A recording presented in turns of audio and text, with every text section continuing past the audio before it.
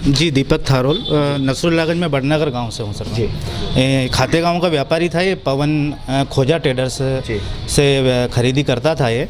तो थोड़े भाव ज़्यादा के चक्कर में हमने उसको बिना मंडी में न देते हुए प्राइवेट हमने उसे मेरे मूंग दिए मैंने 250 कुंटल। उसमें कुछ राशि आई है मेरी, बाकी उसने जो चेक दिया था तो उस चेक की तारीख के हिसाब से मैंने जब बैंक में चेक लगाया तो उसमें वो चेक मेरा बाउंस हो गया। फिर एक बार चेक मैंने और लगाया, वो भी बाउंस हो गया।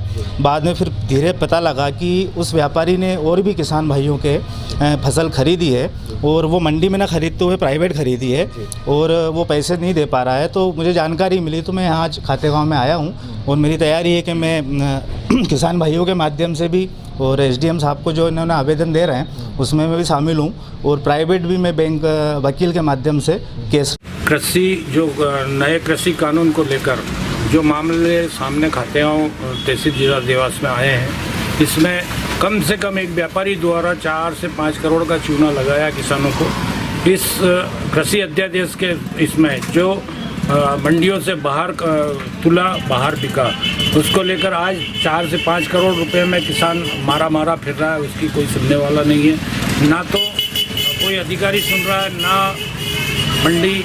जबकि मंडी में वो बिकता तो उसका कुछ न कुछ निदान लगता, मंडी के प्रूफ रहते हैं, पर वो बाहर बिकने से आज किसान में।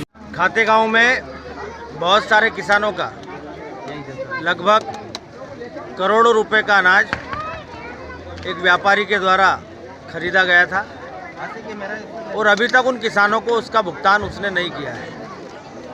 ये मामला मेरे संज्ञान में आया है। हम उस व्यापारी के खिलाफ प्रकरण भी दर्ज कराएंगे और कैसे उन किसानों की राशि सोयाबीन की, चने की,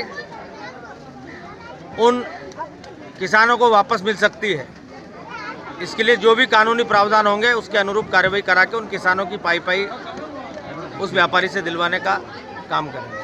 सर, ऐसे में बीजेपी सरकार कृषि बिल लेकर आई है, तो इसमें आगे किसान कैसे संतुष्ट रहेंगे? देखिए, कृषि संशोधन अधिनियम में ये व्यवस्था है, यदि कोई व्यापारी किसान की उपज का मूल्य का भुगतान नहीं करता है तो सूचना मिलने के तत्काल बाद उस व्यापारी के खिलाफ कड़ी से कड़ी कार्रवाई की जाकर उसकी राशि उससे दिलवाई जाएगी किसान को।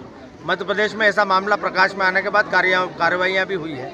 इस मामले में भी व्यक्तिगत रूप से संज्ञान लेकर किसानों का बकाया उस व्यापारी से दिलवाने के लिए शीघ्र काम करूंगा।